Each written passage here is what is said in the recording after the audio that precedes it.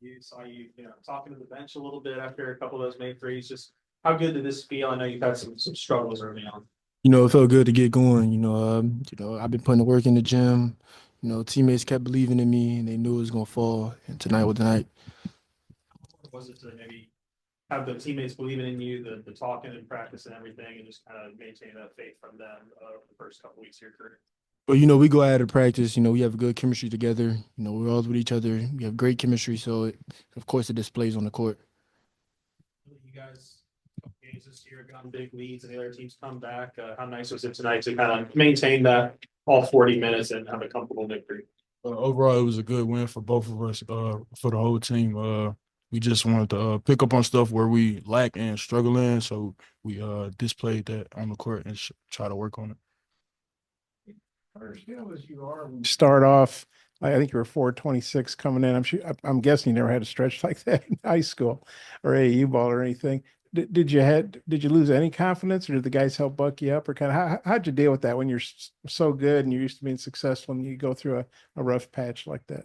But it happens. That doesn't stop me, from putting in the work or just not going hard. I mean, I still keep going, trying to play the right way, get my teammates involved and get myself involved some. So just keep putting in the work, and confidence never went away. Confidence just kept boosting and boosting and just keep growing from this game. You guys know what each other are going through, great recruits, but this is a different deal here at college. I mean, what was it like to you see how Karter responded and didn't get down, and then had a nice game like he did tonight? How good was that to see, and how'd that make you feel? Oh, it was great, and it made me feel good because knowing Carter, he's one of the hardest working people on the team. So him him going out there and doing what he do, just brought energy to the fans, to the whole gym. Actually, just gave great energy for everybody. So we looking forward to see Carter do that more. And John Ellis obviously a different deal because he's an older guy. He's been to a Final Four and all that, but he's been struggling too. I know he came off, I guess, the wrist injury, but for both y'all, how good was it to see John Ellis? How'd you think he handled things? Because he didn't seem like he was hunting shots or whatever in other games. He just kind of finally broke through tonight. What'd y'all think of his game and how good that was to see? Well, told Nelly, I said, Nelly, like, dog, like you one of the best players in the nation. Show these people, don't worry about other people think or your shot. Just keep playing. And cause Nelly staying in the gym too. So like he a very hard worker, and his hard work paid off tonight. And I know Nelly, he just gonna keep growing from this game. This ain't the last of it. You see Nelly. Like he said, one of the hardest workers too. Just having that conversation with him, a brother conversation, just gaining his confidence back because the battles that he was fighting was with himself, not with the team. So, seeing him go out there do good just brought a smile to everybody's face. Speaking of brothers, he's going to play his brother, his twin, Thursday night. What do y'all think of that? And kind of what's it been like playing with Big Z so far? I think it's gonna be a good rivalry between them two. He like talk smack about his brother sometimes, but a little friendly battle.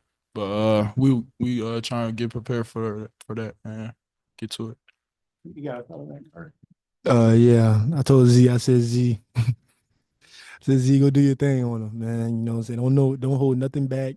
Just go at him every time.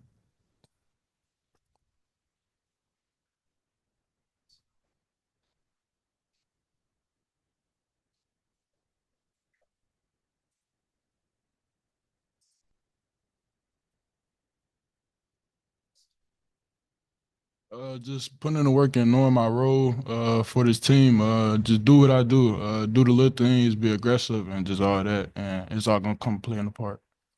And for both of y'all, Cass Chavis got into the game. Yeah. Got his first for the bucket. Yeah. Y'all think of that? It was a great moment.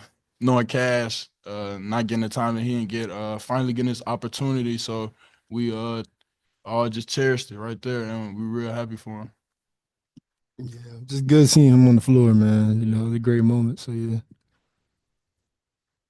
Really, just for both of you guys, obviously you've been running a little bit of a shorter rotation with Trevin and Jonas both being out, with Trevin coming back. Just what does that kind of bring for you guys? Just to have one extra body, I guess. Well, when Trevin, when you went down, before you went down, he's one of the best rebounders in the country, I believe. You know, Yeah. he jumped out the gym, get every ball. So with him coming back, like, just gonna add more firepower to the team.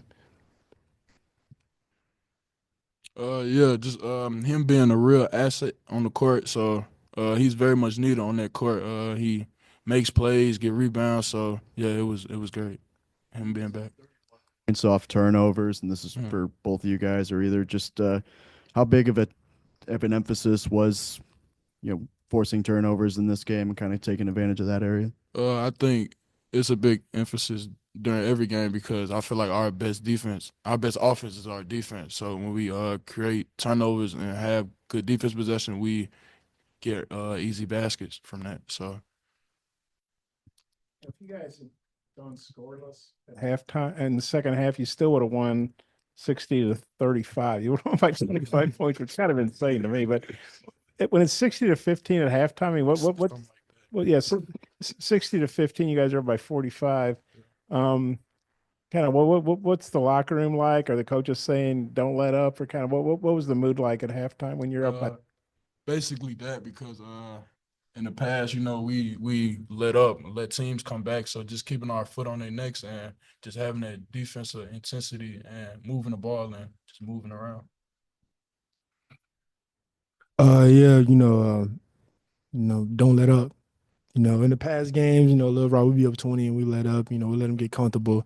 But this game, we said we just gonna keep our foot on their neck and just try and beat them by 100. You guys played Baylor. That was a tough game, Yeah. close game, but you lost. Illinois went to Birmingham, played Alabama, somewhat competitive, but they lost. How big a game do you think is, especially with Miami on the horizon? You guys are stepping up competition. Just how big would this Illinois? I know there's a bunch of SEC games and all that, but how big would it be to get Illinois on a neutral floor? Do you think? Well, Can definitely. you repeat that? How big a deal would it be to beat a team like Illinois on a neutral floor when you've already lost to Baylor in a tight game? And I know you got a bunch of big games left, Michigan, Miami, SEC, but how big would it be, you think, to get Illinois? It'll be real big, because we're showing people what we're made of. I feel like that Baylor game was a fluke for us because we just weren't as prepared as we should have been. But I feel like we'll be more prepared for this Illinois game and just get right to it. Oh, in the Baylor game, we learned from our losses. Yeah. That week at practice, we went at it. So we got Illinois, we locked in, we ready to get this dub. BetOnline is the world's most trusted betting platform and your #1 source for online betting. From the earliest odds to in-game live betting, BetOnline provides you with all the action and the ability to watch the games as they happen. With the largest selection of odds on everything from football, NBA, and college basketball, NHL to UFC and MMA. Head to BetOnline today to get in on the action with America's most trusted site for online wagering. BetOnline, the game starts here.